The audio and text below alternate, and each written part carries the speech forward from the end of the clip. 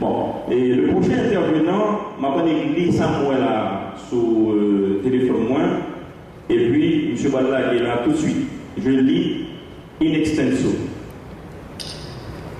Après avoir fait ses études de génie civil à l'Institut supérieur de technique d'Haïti, ISTH, Marc Arthur Pierre-Louis laissa Port-au-Prince pour la Floride, où il étudia les mathématiques et les sciences informatiques à Florida Atlantic University et s'adonna professionnellement à l'activité de la technologie de l'information pendant plus d'une vingtaine d'années et fut le consultant et programmateur de logiciels en Floride et en Haïti pour plusieurs entreprises.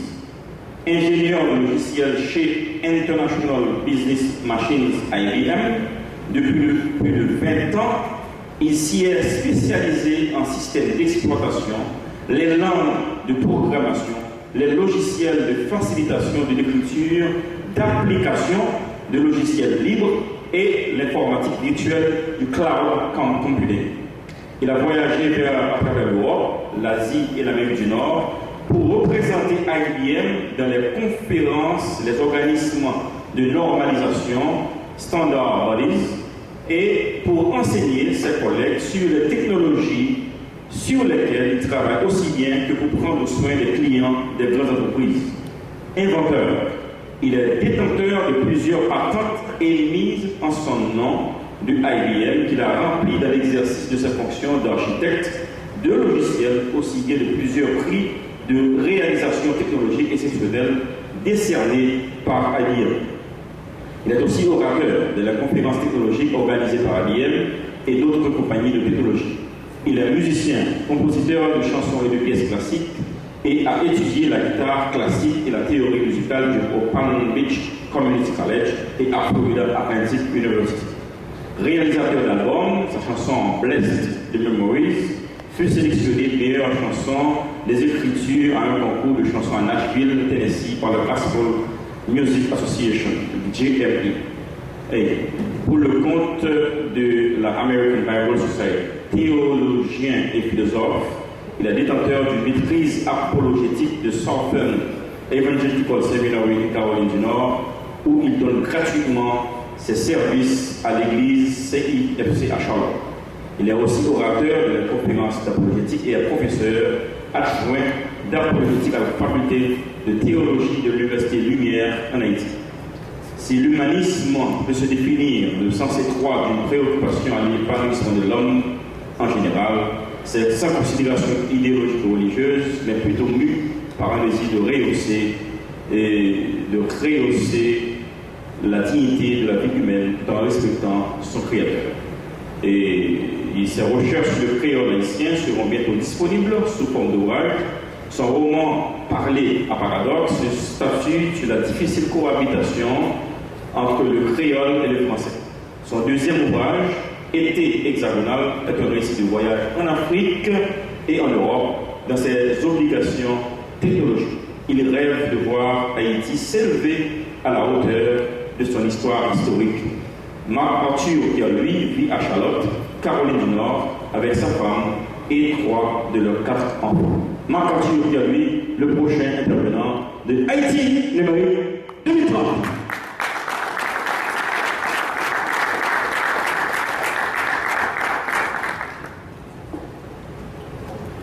Je remercie Jean Junior pour cette longue introduction. Je ne m'y attendais pas. Il m'a demandé un CV. Je l'ai passé un. Je ne pensais pas qu'il allait tout lire. De toute façon, il a pris quoi 5 minutes là, dans mon temps. On va voir. Oui, je suis ingénieur de logiciel chez IBM et je vais vous parler cet après-midi de Cloud Technology. Je suis vraiment ravi que la salle soit parsemée de jeunes. Moi, j'aime travailler avec les jeunes. Donc, je suis tout sourire parce qu'il y a des jeunes là. Et plus tard, il y a des PDG et d'autres membres importants de la société. Mais cependant, les jeunes, c'est l'avenir. Donc, je suis vraiment ravi de vous parler cet après-midi. Donc, je vais vous parler de cloud technology et je vais vous dire le rôle de la technologie cloud dans cette initiative Haïti numérique 2030. J'estime que cette initiative est vraiment lumineuse.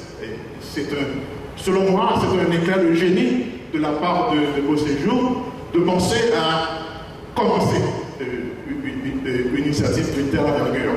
Parce que tout est dans la technologie aujourd'hui. On ne peut pas s'en sortir. C'est la technologie à outrance. On ne peut pas avoir trop de technologie. Donc, pour que Haïti numérique soit réalisé, je pense que le cloud est un ingrédient indispensable pour la réalisation de Haïti numérique 2030. Donc, je vais vous dire rapidement de ce que je vais discuter cet après-midi. Je vous donne un petit agenda rapidement. On va parler du cloud. C'est quoi le cloud? Pourquoi le cloud? On va voir un triumvirat fondamental, un triade qui donne la base du cloud. On va parler aussi de la révolution de l'application. Le cloud a certains risques. On va voir comment il faut mitiger ces risques.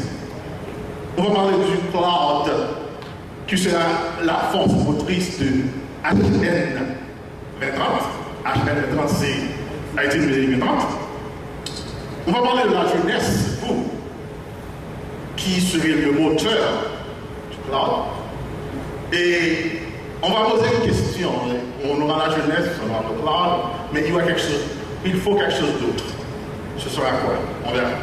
Et finalement, on va conclure. Donc rapidement, c'est quoi le cloud? C'est un mot très commun. Tout le monde parle de cloud. C'est quoi ça? Le cloud, c'est, disons, les données qui sont gardées dans le nuage. Le nuage, c'est un autre mot pour le cloud. C'est-à-dire que le serveur qui contient les données du cloud est sur la toile ou sur l'Internet. Et avec ça, on fait une adaptation illimitée du serveur par quelque chose qu'on appelle la virtualisation. Un serveur physique peut héberger 4 à 5 autres serveurs virtuels et qui sont indépendants. C'est la virtualisation. Et cela est adapté aux besoins. Et la gestion de l'infrastructure est externalisée. Les entreprises ne gèrent plus leurs serveurs, mais ils donnent la gestion des serveurs et sur Internet, sur des hébergeurs. Donc ça, c'est un premier point du cloud. L'autre point du cloud, c'est que c'est un environnement informatique qui maintient la même qualité de service, indépendamment du nombre des consommateurs. Très souvent, lorsqu'on est dans un réseau et il y a beaucoup de gens dans le réseau devient lent immédiatement. Donc il y a un petit problème.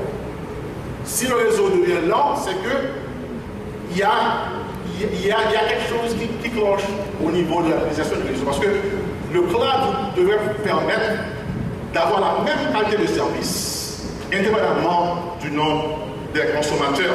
Donc, une définition du cloud serait c'est la gestion moderne et optimisée des ressources informatiques, on parle de ressources comme matériel et logiciel, dans le but de réaliser des économies d'échelle à l'avantage de tous les concernés. Donc le cloud permet de faire des économies d'échelle et pour les opérateurs, pour les prestataires de services, pour les développeurs et pour les usagers. Tout le monde joue un rapport. N'est-ce pas? Depuis ça fait cloud qui a parlé, tout le monde qui a un avantage pour capable tirer de cloud. Pour nous parler de pour qui ça pour les cloud. Okay? Nous voyons que c'est un bon environnement. Nous parlons pour qui ça nous devons réclamer parce que c'est une caractéristique que nous permettent qu'on fait et nous parlons qui ça caractéristique ça oui. Pour qui ça nous réclame? Pourquoi le cloud? Premièrement, le cloud vous permet d'automatiser la gestion. Donc, avec le cloud, la gestion de l'infrastructure est hautement automatisée. Ensuite, le cloud vous permet de libérer des ressources internes. Ces ressources internes ne sont plus affectées à la gestion du cloud, on peut les affecter dans les domaines de compétences. Ensuite, le cloud vous donne un paradigme de service public. Par exemple, si on consomme de l'électricité, on paie pour sa consommation. Donc, avec le cloud, on ne va pas payer pour le serveur physique, on va payer pour son utilisation du serveur. Ensuite, le cloud vous permet de faire des réductions de dépenses en capital. Ensuite, on va aller rapidement. Le cloud vous permet une facilité et une agilité de déploiement. Lorsqu'on veut déployer de nouveaux services, ça se fait rapidement parce que c'est automatisé. Ensuite, le cloud vous libère du matériel et de la géographie. Lorsqu'on est sur le cloud, on peut être à Munich, on peut être à Beijing, on peut être au Japon. Ça, il n'y a pas de limite de géographie parce que c'est sur l'Internet. Ensuite, le cloud, parce que vous êtes libéré des contraintes géographiques, il faut qu'on ait un service 24/24. Parce que lorsque je dors à Port-au-Prince, les gens ne dorment pas. Donc il faut qu'on ait des services qui soient 24/24. Ensuite, le cloud vous permet de fonctionner en usage réel, comme je l'ai dit tout à l'heure. Le cloud réduit le coût de revient total, on dépense moins. Le cloud vous donne une fiabilité et une scalabilité et une durabilité. Avec le cloud, on peut faire des montées et des descentes d'échelle. Si on prévoit qu'on aura un événement qui va utiliser beaucoup de capacités, on peut faire une montée d'échelle pour cette période.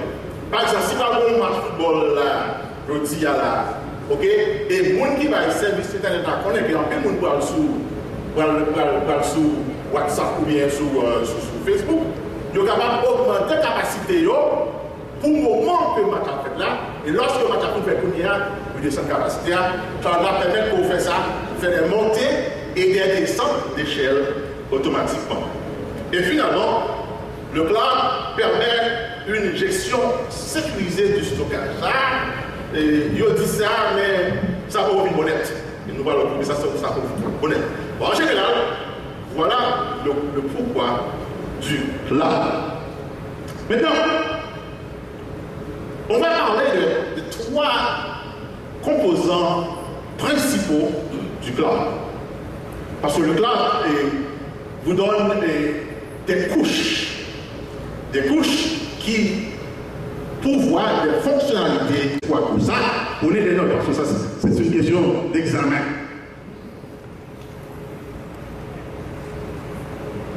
La première couche dans le cloud, c'est la couche IS. La couche IS, et c'est en anglais, ça veut dire Infrastructure as a Service. La deuxième couche, c'est la couche PaaS, Platform as a Service. Et la troisième couche du cloud, c'est le SaaS, ou bien le Software as a Service.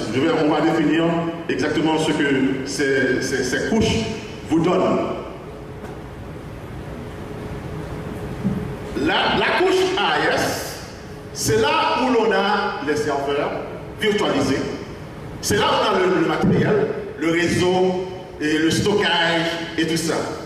La deuxième couche, plateforme as a service, et c'est cette couche-là qui nous intéresse particulièrement cet après-midi. On va parler en voyage. La deuxième couche, la couche base, c'est cette couche qui vous donne les capacités de développer des logiciels et il vous donne un environnement d'exécution et vous donne des logiciels qui vous permettent de faire du développement. Ça, c'est la couche, selon moi, la plus importante parce que c'est là où l'on crée des logiciels. Et la troisième couche, le SaaS, c'est la couche pour l'utilisateur final. Donc là, on a toutes sortes de logiciels qui sont utilisés par les utilisateurs. Donc, ici, dans la première couche, on voit par exemple IBM Software, on voit Amazon, AWS. Dans la deuxième couche, on peut trouver par exemple Heroku comme un PaaS, IBM Bluemix et Microsoft Azure. Et dans la troisième couche, on peut trouver par exemple Microsoft Mail, Hotmail, Google, SAP, Logipam. Le Logipam, c'est une firme haïtienne qui utilise les logiciels libres. Et ils ont un logiciel pour gestion des établissements scolaires. Donc, je vous invite à regarder le site de Logipam pour voir ce qu'ils offrent. Donc voilà, en gros, le triumvirat du cloud. On va aller rapidement. Maintenant, parlons de la révolution de l'application. Je dis à toute bagarre que vous faites, c'est un app. T'as l'air de déjà parler de monde qui a fait app 10, app 4, app ici, app encore, app devant la terre, app à gogo. Pesons un bouton, et puis, toutes sortes de jeux réalisés parce que app là fait un pile bagarre pour. App ça, c'est gros danger parce que app ça, qu'on fait avec quelques business. J'étais à Paris en été dernier, et c'était un gros déblosage, gros logo était à Paris. Ça arrivait, chauffeur taxi, qui est problème parce que quand on application que les Uber qui fait un bon taxi, Uber a sorti pour manger tout le business. Les gens qui viennent à l'aéroport, on a vu un match à l'aéroport, les gens qui roulent les machines, vous avez des tickets des autres en France, les gens qui roulent les machines, les gens qui crasent, les gens qui battent. Ça arrivait à là, par exemple. Donc, ils sont moulés en génie. Donc, à là, capable de faire riche en un jour, il y a un problème tout ce qu'on sort.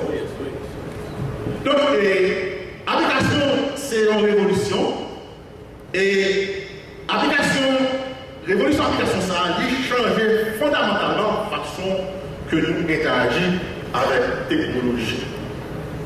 Il y a une application de tous côtés, comme je l'ai déjà.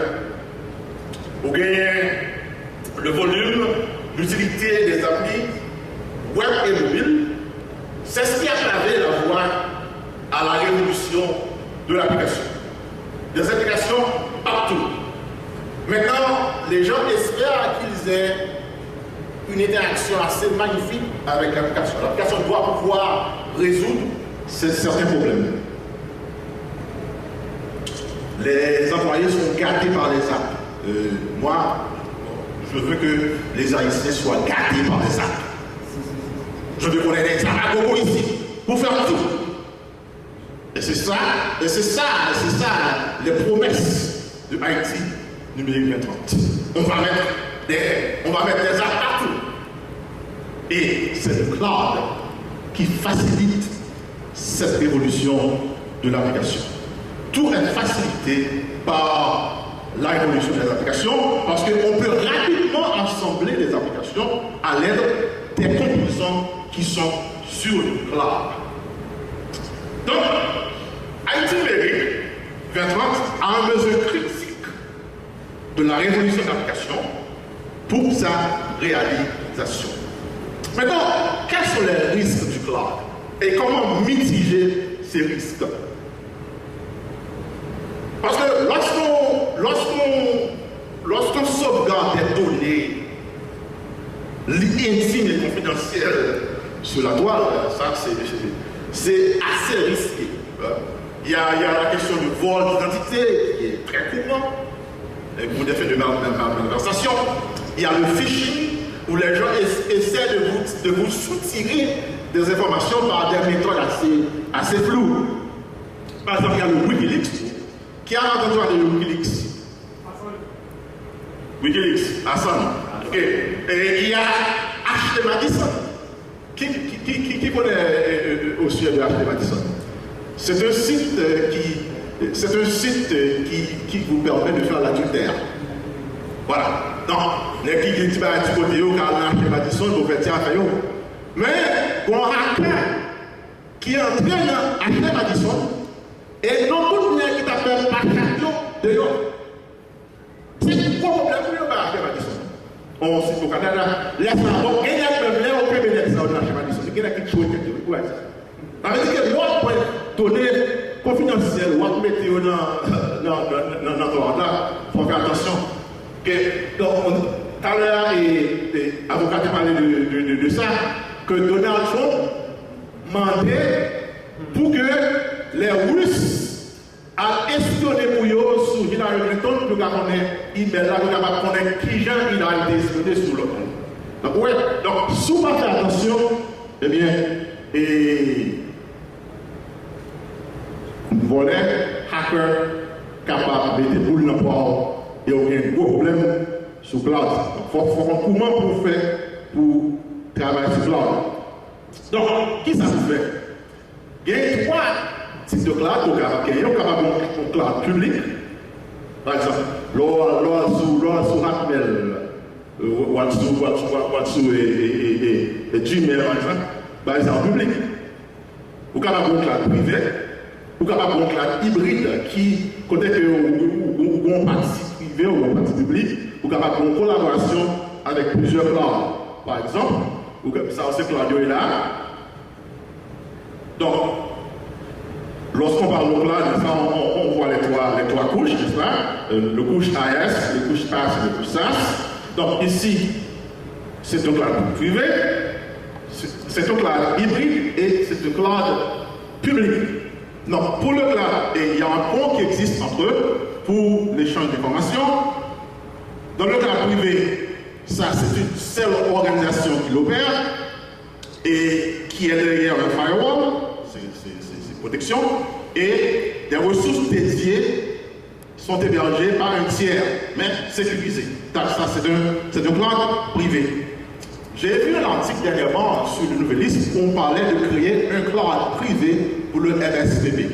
Donc c'est une idée assez intéressante. Ok, donc le cloud hybride, c'est plusieurs clouds qui interopèrent.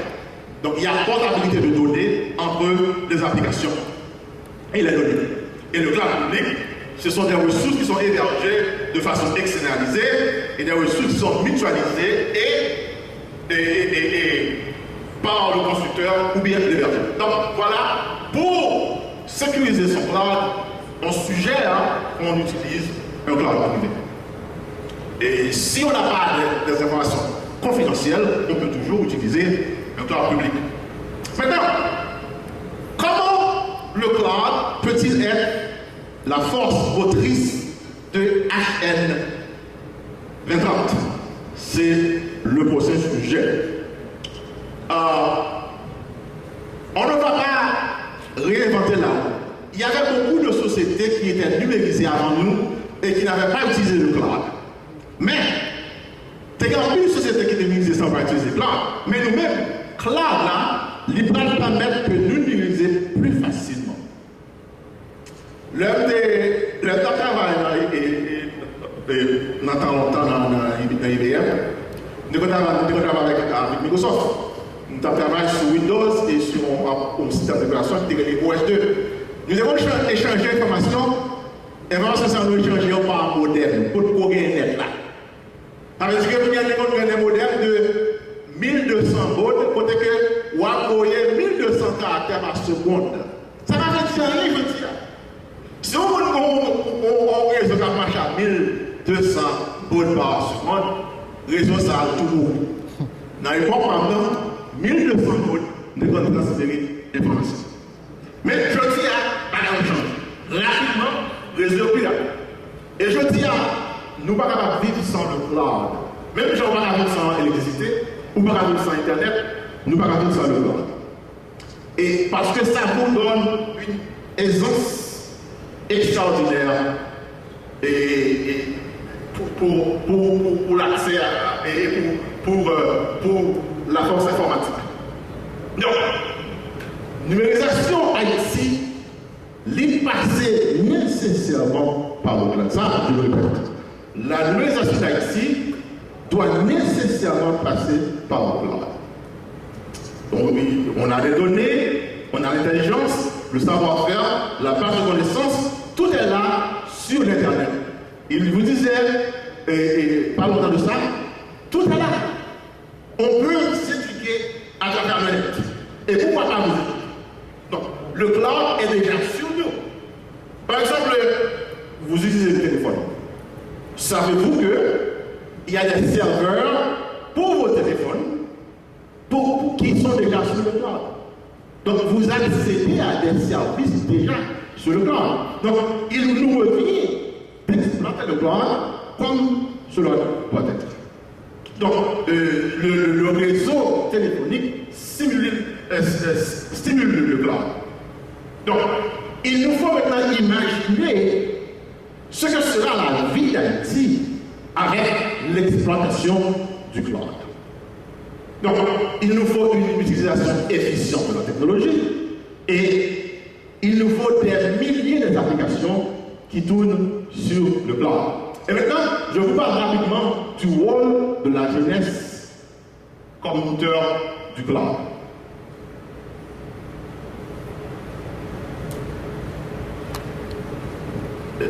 Le pass est là où l'action se passe. Le fait des verbes.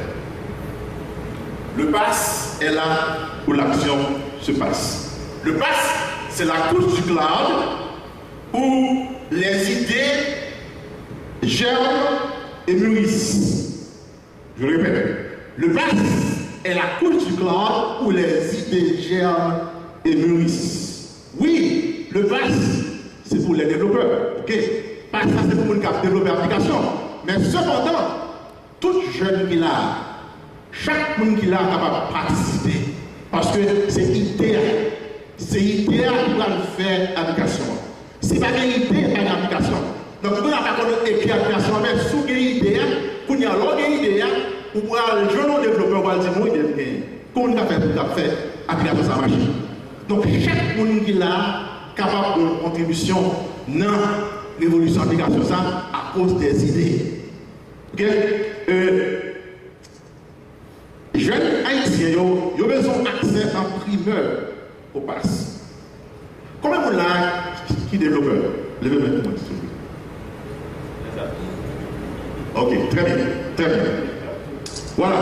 Donc, l'année passée, j'étais à Nice. J'étais à Nice, dans le magasin de European Innovation Academy. Dans l'académie, ça a fait, il y a des jeunes qui sortent partout dans le monde, qui gagnent des idées et qui viennent pour faire application avec l'idée ça. Il y a des développeurs là-dedans, mais il y a des qui ne pas développer tout. Donc, tout est travail ensemble pour faire application au marché et ça a fait, ils ont présenté l'idée à des capitalistes et les capitalistes aussi ont l'idée ça. Il y a pas de pauvre pour faire application sur la machine. Donc, vous autres, nous n'avons pas pensé là, ok? Si nous passons une bonne idée, ok? Même si nous ne sommes pas développeurs, pour que nous ayons un développeur qui a dit, mon idée de gain, comment c'est ça capable? Comment pensez-vous capable d'implémenter ça? Et vous capable ou même qui ne sont pas développeurs, c'est vous-même qui avez une idée qui va faire des millions. Donc, les idées, ce sont les idées qui gèrent le monde. Okay. Donc, là, on va manger développeur, mais de beaucoup d'idées valides, idées ça, capable de faire grand mal. Ok? Donc, oui, les jeunes haïtiens ont besoin d'accès en primeur au pass. Nous pas des impacts. Je suis passé en Nigeria. passé en Égypte, je passé en Tunisie, je passé au Maroc, je passé en Afrique du Sud. Toute jeune universitaire, ils ont accès à passe là et à développer l'application. Et pour ça, nous avons besoin d'accès à tout pour nous capables de créer avec nous. Et Haïti numérique, tout nous capacité ça. Son initiative extraordinaire et j'espère que l'initiative ça a pu côté de l'arrivée. Ok, donc nous devons armer nos jeunes avec des outils pour créer le prochain Facebook. Yes. Yes. Ok. Facebook a commencé dans un pass. Facebook utilisait le LAMP stack, Linux, Apache, MySQL et PHP. Et c'est avec ça, Mark Zuckerberg, qui était un étudiant à Harvard, il commençait un site et voilà, le reste est histoire. Des idées. Ok, donc nous-mêmes ici haïtiens, nous avons besoin de gagner toute politique classique, nous avons besoin pour nous capables de faire de nous ouvrir, pour nous capables d'ouvrir et de nous. Maintenant la question qui nous intéresse. Nous avons le cloud, nous avons les jeunes, mais qu'est-ce qu'il y a d'autre? Qui c'est qui fait ça marcher vraiment? Nous avons des jeunes qui sont intéressés, le cloud est disponible, ça qui s'intéresse pas, ça critique, ça n'a pas ça. Voilà la question. Eh bien, la réponse c'est que le cloud est inutile sans un accès efficace et à bon marché. Tout le parler du cloud là, souvent il n'y a rien accès à elle pour faire son besoin, et bien son pareil en vitrine. Bon, c'est quelqu'un qui ont même la caillou, même ça là, si vous avez une même là, vous parti son vitrine, si cloud là, vous avez accès facile à lui-même, et vous n'avez rien à bon marché, c'est temps perdu, c'est inutile. Donc, première chose que je fais, nous besoin de faire cloud ça, lié en bon accès. Nous besoin d'internet haut débit ici. Question de outil pour téléphone, et puis pour download le bagage de 2 MB, de 3 MB, c'est 400 000. Là, il ne va pas encore. Nous besoin d'accès à internet de haut débit pour nous faire le bagage. Ok? Donc, ça, c'est important pour nous cloud là. Nous besoin d'électricité de façon constante. Nous de Nigeria. Ok? On va parler de oui, ok, nous connaissons bien blackout, ça, on connaît bien générateur. Mais ok, générateur, avec chaque temps dans la carte, c'est pour y aller le générateur. Pas fonctionner comme ça. Il faut gagner l'électricité de façon constante. Ça, c'est, comment on dit, it's a no-brainer. Ok? Et ensuite, vous avez besoin d'un jeune moyen pour le concentrer sur des compétences. Vous ne pouvez pas résoudre le problème d'électricité. Ce n'est pas rôle ça. Son là pour nous résoudre ce problème ça.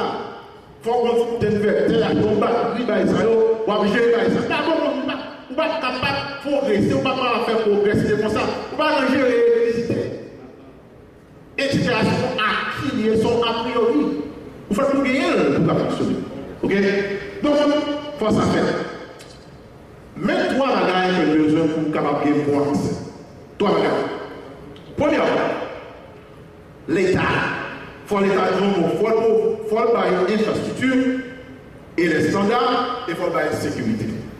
Sécurité parce que si bien vous avez télévisé, nous faut qu'on ait capable de sécurité. Il va vous faire. Pas de sécurité. Donc l'État a un rôle pour jouer, l'État a fait pour créer l'infrastructure, pour l'électricité, etc.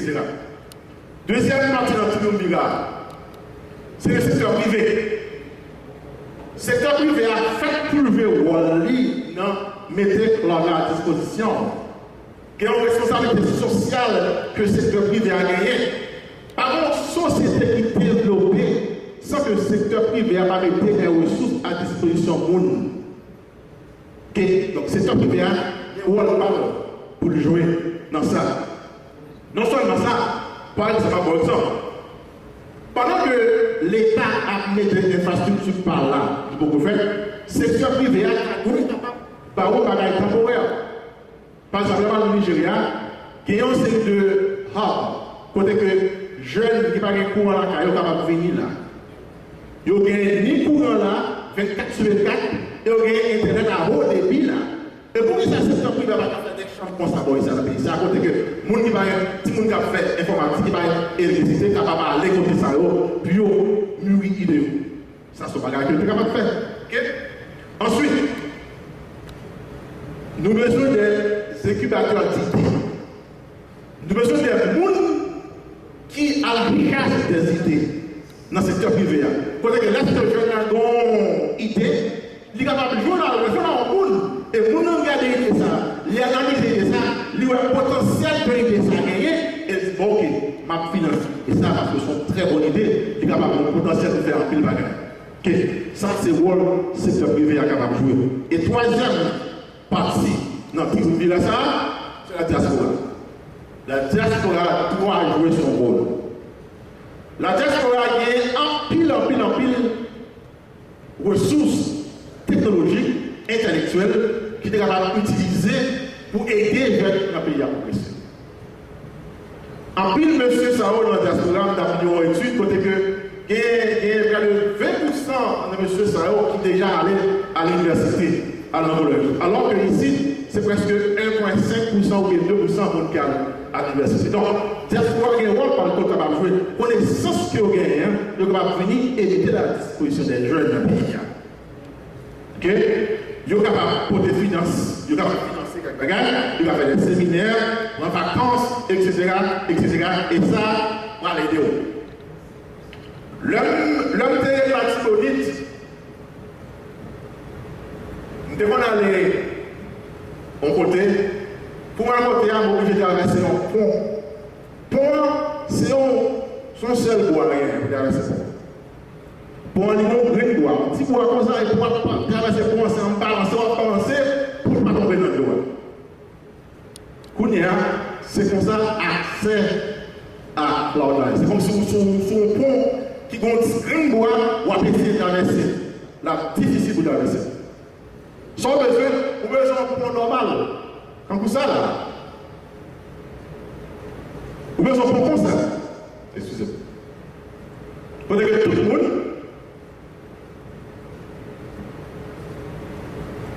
Vous avez besoin d'un pont comme ça.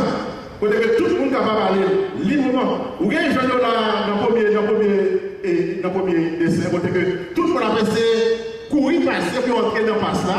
Son petit pont, avec un grain, avec un branche bois. Vous avez besoin d'un pont. C'est l'accès au cloud. Et le triumvirat de l'État, du secteur privé et de la diaspora capable d'aider au pont qui large pour faire ça. Conclusion. Il y a le cloud, le PAS, le AS, le PAS et le SAS, plus les jeunes, plus la diaspora, le secteur privé et l'État, égale à quoi? HN 20. Voilà ce qu'il nous faut pour que nous puissions réaliser HN 20 avec l'aide du cloud. Et comme je le disais tantôt, nous sommes entrés dans une période où l'haïtien devra plus que jamais prendre soin de l'haïtien. Personne ne le fera pour nous, personne ne le fera comme nous. Et voilà comment je pense que le cloud sera le moteur, la force motrice de Haïti numérique 2030. Mille merci. Mon email adresse est là. Si vous avez des questions, des suggestions, lancez-moi un email. Je serai à votre disposition.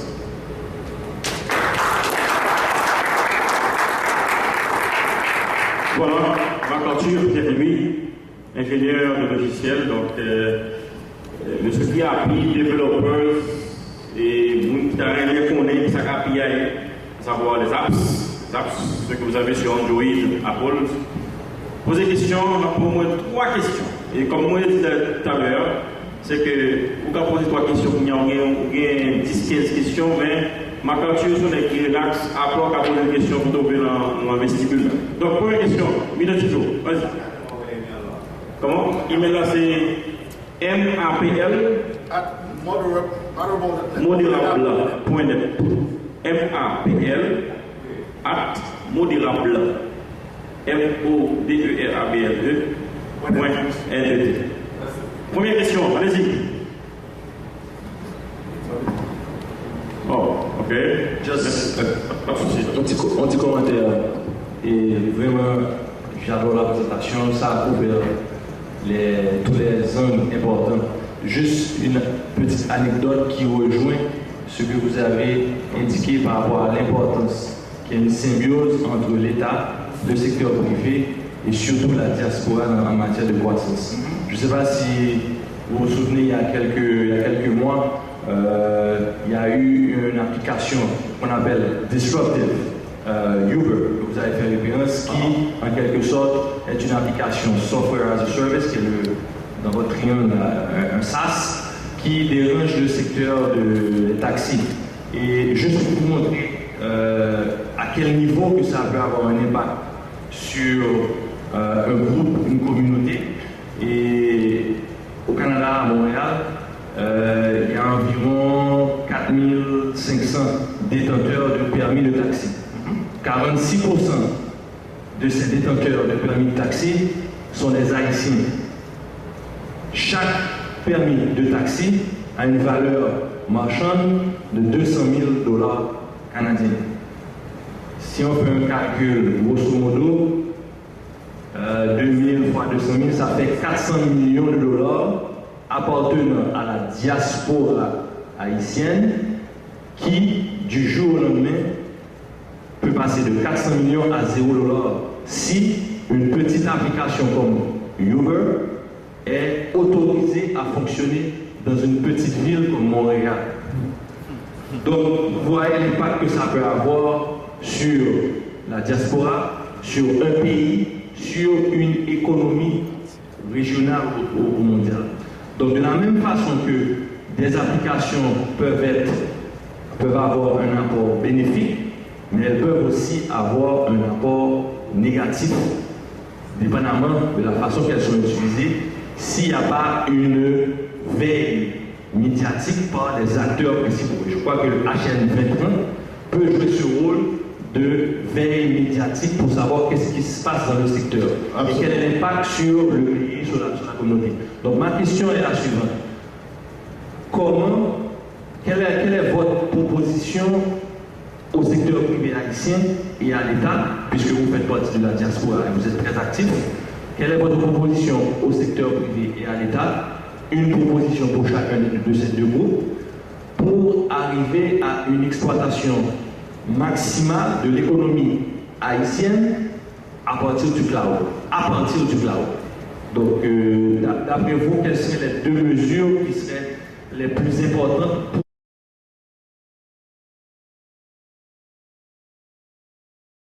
pour avancer si la masse critique des jeunes ne participe pas? Donc, le secteur privé et la diaspora doivent armer les jeunes des ressources dont ils ont besoin pour avancer. Et lorsqu'on a cette masse critique, maintenant, on va passer dans la phase numéro 2 qui est la création des applications et le gouvernement viendra après. C'est ce que je pense. Ok. Excusez-moi, parler anglais, vous allez vite. So, on parle anglais. Oh, je m'appelle Antoine.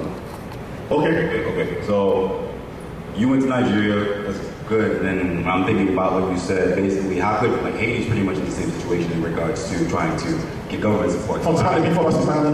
Haiti's trying to get support from the government, which is good, but how would we move forward without their support, like, to start? Basically, I'm trying to understand, what do you see in Nigeria that we can bring here to start, at least? Okay. If we spend time waiting, it's time wasted. Okay. Je pense que, I think, il dit ça, comment moi, nous sommes capables d'appliquer ça dans le Nigeria ici. Okay. Qui ça, si le Nigeria a fait comme application? Qui te gagne, parce que son hackathon de le faire, qui nous montre ça comme un hackathon, ok? Qui ça a fait pour te gagner un prix?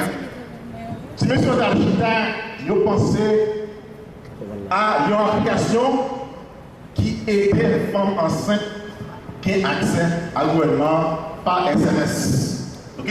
Donc, il y a un téléphone, c'est lui-même qui porte d'entrée entrer pour service, donc yo fait application qui voit SMS aller dans le gouvernement et comme ça, les gens qui enseignent sont capables de parler avec le docteur, c'est capable de prendre rendez-vous, de capable de suivre le docteur, tout dans ces deux choses. Okay? Je pense que c'est idée. D'abord, il faut les aider d'abord. Nous devons apprendre les jeunes à réfléchir pour solutionner les problèmes qui sont dans l'environnement. Okay? Ou bien, si on réfléchir, ou même on y a là, où on a un problème là, pour comment on est capable de solutionner le problème. Ils ne vont pas montrer ça à l'école. L'école va montrer ça pour nous réfléchir pour une solution du problème qui est autour de nous-mêmes. Premier bagage, je n'ai besoin d'apprendre à réfléchir pour solutionner le problème qui est autour de nous. Donc, c'est ça, moi-même, je prends en Nigeria parce que j'ai créé une application qui te résout nos problèmes locaux. Next.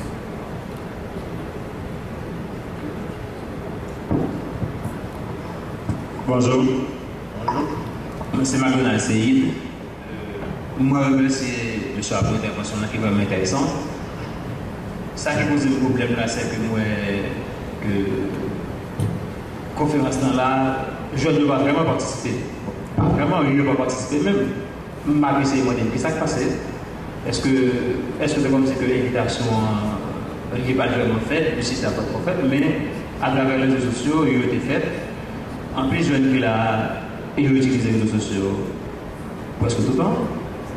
Et monsieur, comment tu es capable de faire à travers Haïti numérique pour être capable de susciter les jeunes participer dans la question de l'activité numérique là? C'est une très belle question. Je vais vous un exemple. Okay? Moi, je suis créole, je suis créole en plus. Okay? Moi, nous avons un concours de besoin de faire. Et concours ça et poser quelques questions. Okay? Et façon de répondre à une question, ça, il a pris un prix. C'est d'essayer de ça aller passer. Okay? M'aller sur les réseaux sociaux, mettre sur Facebook, c'est ton faille, c'est ton échec. Parce que je n'ai pas bien accès à vraiment. Donc, ça, accès à Internet, là, son bagage, moi, c'est son jouet parce que vraiment, je n'ai pas vraiment bien accès, vraiment. Je vais gérer, il y a gérer minutes en pile. Là où on fait un petit plan pour faire ça, c'est pas pareil ça, il n'y a pas mal de tout ça. Il n'y a pas gérer tout WhatsApp, tout Facebook, il n'y a pas vraiment naviguer en pile. Donc ça, son problème, non. Je ne vais pas naviguer vraiment comme possible. Mais gros bagage tout, moi que, par exemple, moi-même, j'ai plus que 3-4 000 personnes qui sont sur Facebook. Je pense que vous-même, en plus de là, vous avez minimum 1000 personnes. Or que le mot activité a moins partagé, moins liké. Donc, en plus de Noël, mais qu'est-ce qui se passe je veux dire que vous participer. Je pense que ça est important pour nous-mêmes, nous sommes capables de repenser ça. Moi-même en particulier, prendre des dispositions pour que moi fasse des activités pour susciter les jeunes. Donc, gagner un parti de numérique. Donc, mes jeunes, même, chaque jour, ils sont sur les réseaux sociaux. Donc, c'est pas ça à chercher. C'est pas ça à chercher. C'est pas ma activité intellectuelle derrière ça. C'est les amis, les amis, pour ce qu'on va c'est le débat qui passe. Donc, je pense que ça, c'est très important. Nous avons besoin d'une façon pour nous toucher les jeunes, vraiment, pour nous faire intéresser à ça. Mais pour le moment, ça va vous faire. Ok? Allez-y.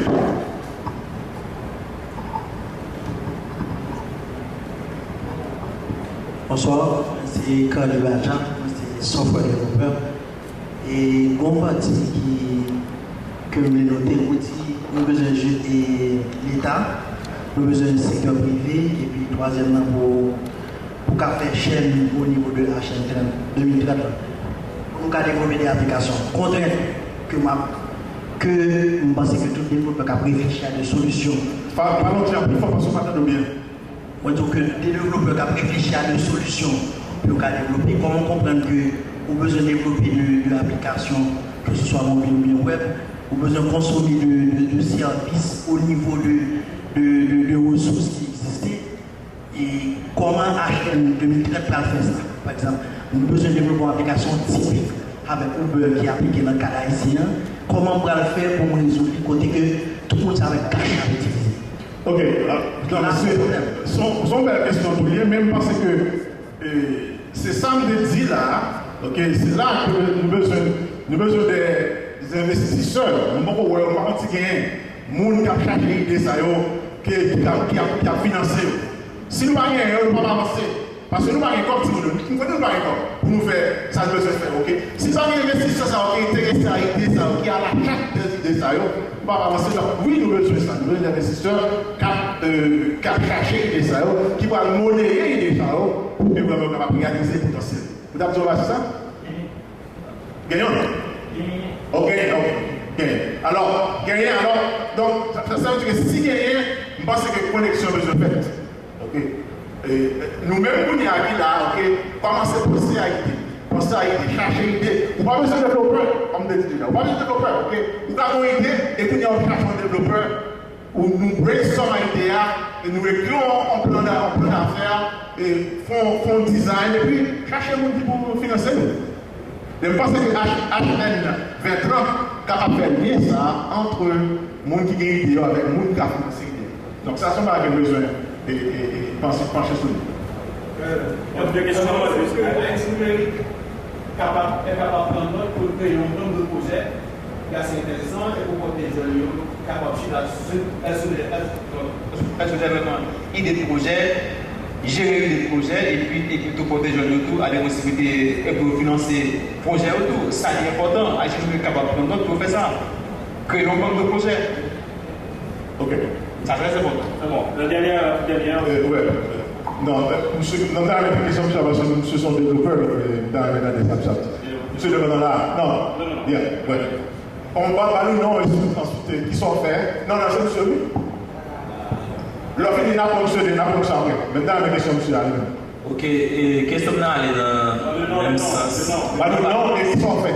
Oui, l'Institut Blaise, moi, avec rendez-vous médical, qui c'est une plateforme de gestion de patients et de prise de rendez-vous avec les médecins. Ok, et rendez-vous médical pour l'acheter. Ok, et oui, problème là, développer, en fait, je pense que dans pile jeunes développeurs en Haïti qui vraiment, déjà à travers le cloud, gagnent un pile d'initiatives. Mais, obstacle, par exemple, question de paiement, et c'est une, mais déjà question. Ok, il est extrêmement cher aujourd'hui pour capable avoir accès à Internet de haut débit. Et même les cours mettre là, c'est le secteur privé. Même les cours mettre ça va pas au final là, c'est vraiment décidé. Donc, il y a des obstacles de nature infrastructurelle qui vraiment, tant que nous ne pas toucher question ça, premier c'est question paiement. Comment nous pouvons inciter les gens de crédit et peut-être utiliser davantage des paiements mobiles qui existaient, genre l'argent cash, automobile, etc. Comment nous sommes capables de faire en sorte que la connexion Internet là déjà est popularisée pour faire en sorte que, parce que quand même il y a plusieurs facteurs vraiment qui entrent en ligne. Absolument. Là, c'est là où il y a une innovation. Affaire de paiement est très très important. Et je pense que affaire de paiement, il réduit. Je pense que les gens qui ont méfiance là-dedans. Pas comme ça. Nous ne pas connaître bien. Je pense moi-même que il y a une autre façon de faire. Ok? Nous devons utiliser minutes pour payer la gagne. Minutes, nous sommes consommateurs minutes, il paye la minute. Et ça, tout le monde a minutes. Donc, l'organisation va juste faire une minute. Ok, si on va très innovant, on va se faire marcher. Ok? Ok, je juste besoin de répondre à la question ça, allez, réponse ça. C'est vrai que il y a un legal framework, un cadre légal qui existait en matière de transactions électroniques.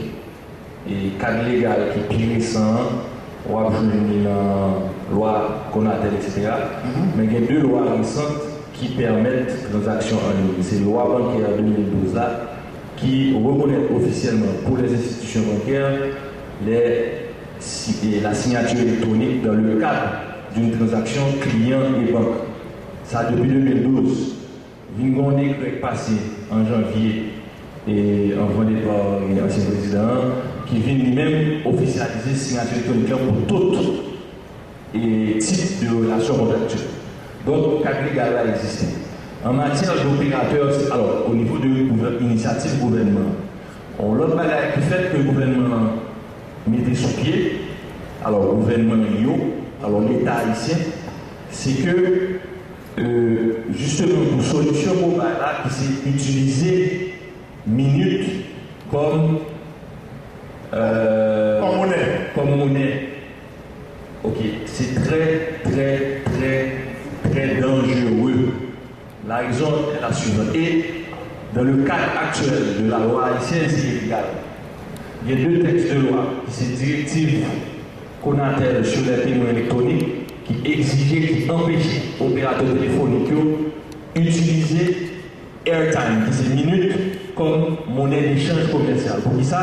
Parce que toute question de blanchiment d'argent, et KYC, connaître votre client, et de règles de anti-blanchiment, ça va respecter aucun principe de traçabilité de origine fonds. Ça veut dire que si on va utiliser minutes comme monnaie d'échange, n'importe qui monde un jeune administrateur de système et gestion minute en un accord, qui a décidé mon cher et m'a balancé 10 millions de crédits sous compte et puis même il a échangé crédit ça au compte des services dans la rue parce que pas aucune contrepartie financière dans la création de minutes là. Banque centrale pas qu'à contrôler le logiciel avec l'accord à créer minutes sur plateforme pour le revendre. Pas d'échange d'informations ça. Ça veut dire qu'on est qui sont plateforme ou bien un hacker qui a créé des millions de minutes sans que l'État pas au courant, sans que la Banque centrale pas au courant, qui utilisait comme monnaie, qui a échangé contre des biens et services, qui a même dévalué monnaie goutte qui est en circulation. Parce que les monnaies électroniques, ça c'est un risque illégal selon le cadre légal haïtien. Il y a 2 compagnies qui résolvent le problème ça. Et c'est Digicel avec BNC et puis alors 3 ou 4 compagnies et Unibank, Sogebank qui viennent mettre des moyens de paiement électronique et mon cash et l'argent cash qui c'est des moyens avec mobile et puis Unibank avec Sogebank qui viennent mettre Unibank de l'autre côté avec Sogebank ici qui permettent à la population de payer avec des moyens de paiement électronique.